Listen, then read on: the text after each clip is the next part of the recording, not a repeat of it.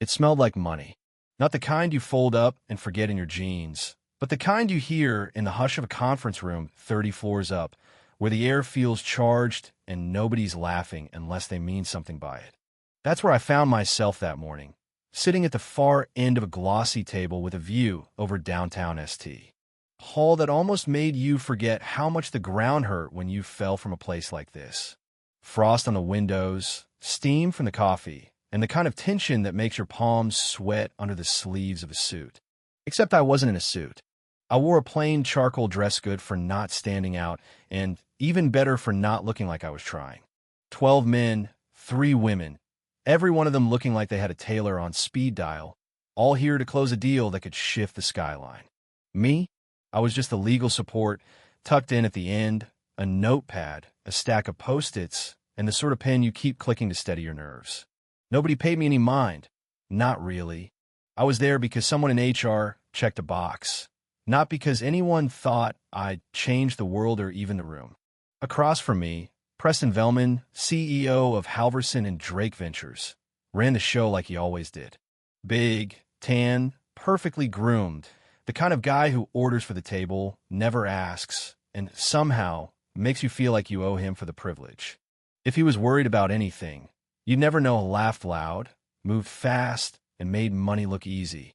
On paper, we were acquiring a Dallas-based tech company. Big money, big potential, big risk. Mark Eisen, VP of Finance, clicked through slides, laying out the numbers, the clean due diligence, the almost there vibe that had everyone itching for a signature. All smiles until the ink hit the paper. That's the part they don't tell you in business school. I watched more than I spoke, but when Preston finally reached for his pen, something in my gut told me not to look away. So I flipped open the folder on my lap, eyes scanning, not looking for trouble, but not pretending I was above it either. And then there it was. Paragraph 11.3. One of those tiny clauses written to slip past the tired, the distracted, and the overconfident. Indemnity for undisclosed liabilities. I read it again, slower, and felt my stomach turn. Nobody noticed when I sat up straighter, or when my fingers pressed a little too hard on the page. But when I cleared my throat and said, "Excuse me," the room barely paused. So I said it again, louder, "Excuse me, but this clause is a trap." That's when every eye in the room swung my way, the laughter gone cold. Paragraph 11.3, I said, tapping the paper. We take on all liability for any undisclosed issues, debts, lawsuits, whatever they forgot to mention after the deal closes. That's not standard, that's dangerous. The silence was sharp. Mark Eisen, always the numbers guy, leaned in. We reviewed that. I know, I said steady, but I think you missed something. Angela, the legal counsel, shifted in her seat, and Preston set his pen down, smile evaporating. You're saying this whole thing could blow up in our faces? Preston asked. I'm saying if there's one skeleton in that company's closet, we're on the hook for it. No way out after signing. I could feel the air change. Hunger replaced by something like uncertainty. Nobody wants to be the fool holding the bag. Mark Eisen tried to play it cool. Well, that's one way to look at it. It's not an interpretation, I said. It's right there. If the seller hides a lawsuit or a debt and we sign, we pay. No undo button. Angela reached for the contract, eyes wide. Why wasn't this flagged? Preston demanded. Angela looked panicked. It was buried in a cross-reference. You'd only see it comparing the third draft to the final, which, of course, I had done at midnight, insomnia's silver lining. The deal had been moving, 2 fast mails flying in at odd hours, the seller pushing for a close before the quarter ended. I'd seen that trick before. Stay late, cross-check every clause, highlight what smells wrong. That's how I found Ida Landmine, quiet, waiting. Even if it's risky, the upside outweighs it, Mark muttered. Only if there isn't $100 million lawsuit around the corner. I shot back. Otherwise, we lose more than money. We lose trust, credibility, maybe the company's value. Preston stood, hands in pockets, suddenly interested. What do you suggest? Escrow. Renegotiate the clause. Delay signing until we're sure there's nothing hidden. He stared at me like I was a puzzle, maybe for the first time seeing more than just another seat at the table. You know how much this deal has cost in man-hours? A lot, I said. Not as much as fixing a disaster after the fact. Mark scoffed. She's a paralegal. I just looked at him, and I'm the only one who caught it. Angela finally broke the tension. She's right. The words hung there, heavier than anything else I'd said. Preston turned back to the screen, then to me. You got this backed up? 3 other discrepancies flagged, all on the drive.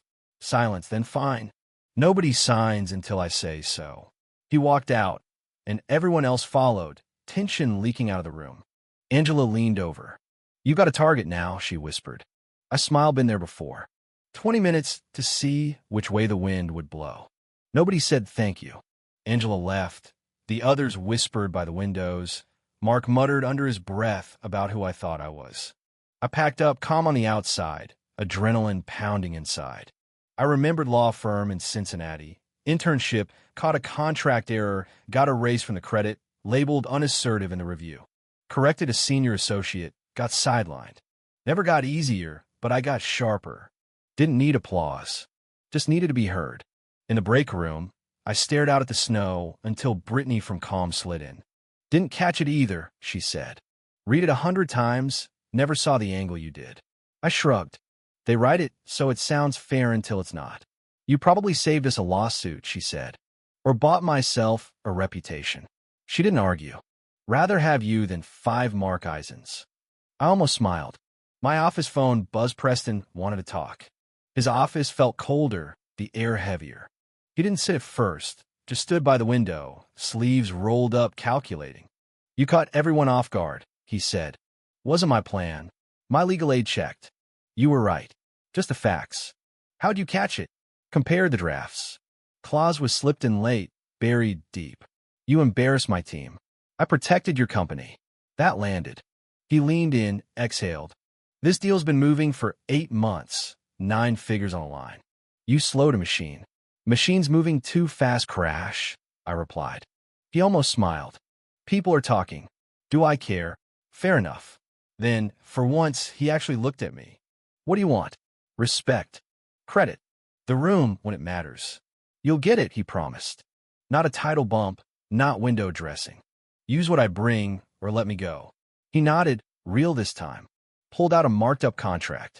Seller's lawyer used to work with me. Learned some tricks. Apparently not all of them, I said. He laughed. For real. Deal's on hold a week. You'll be in the next review. As what? As the one who reads better than half my team. My shoulders straightened, chin up. Let's see what you do with that room. Before I could answer, his assistant knocked, meeting for him. Moment gone. Back at my desk, I plugged in inbox, full strategy, legal, even HR, but one message from Preston. Your notes. Impressive. That was all. But it was enough. War room reconvened. I took the lead, ran them through the clause line by line. This makes us liable for the unknown, not just the known. If they're hiding a lawsuit, we pay for it. No pushback. Redraft escrow, 12 months, 20% held. Someone whistled. That's aggressive. No, that's protection, I said. Preston, does anyone disagree? Silence. Send your version to legal. Meeting ended. Angela murmured, you rewrote protocol. Maybe it's time to trust the people who do the reading. In my office, I found a note and signed, thick paper, watch your back. No name, just a threat. Desk camera, under maintenance, one more thing to flag. Slipped it into my folder. I'd seen worse. New clause approved, seller pushed back, the usual legal fencing.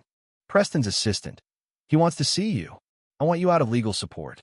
Shadow M&A deals. Structure, vet, negotiate, full visibility. Why me? You see the angles. I can teach models. I can't teach what you caught. What's the title? Associate Director of M&A Oversight. Not a real title. I pushed. He smiled. You're negotiating already. Make it real, or I'm gone in 6 months. He respected that. He admitted, didn't see the clause either. 20 years, missed it. I just said, that's the problem. Cleared my desk, said my goodbyes. Angela, upstairs. Looks like it. They'll love or fear you. They don't have to just respect me. But that threat note, I knew, was the real promotional warning shot. Executive floor, new office. Welcome to the deep end. Didn't need a welcome. Needed a moment to breathe, which came hours later, city lights twinkling. Malaya, new admin, slipped in nervous. I saw what you did. Whole office talking. She hesitated. Sometimes I wonder if I belong. But you made me think, maybe just pay attention, keep reading, keep sharpening. You don't have to be loud. Just clear and consistent, I told her. Were you scared? She asked. No, just tired. Tired of waiting for someone else to say it first. Tired of working harder to be taken seriously. But it's worth it because now they think twice, not just about the claws, but about underestimating the quiet ones. I handed her a sticky note. Ask, then check. She left, and I watched my reflection, sharper than I remembered. Sometimes the boldest thing you can do in a room full of power is tell the truth and stay standing after. You don't have to be loud. You just have to be prepared to speak up, even if your voice shakes, especially when it costs you. Respect isn't given. It's earned word by word, choice by choice.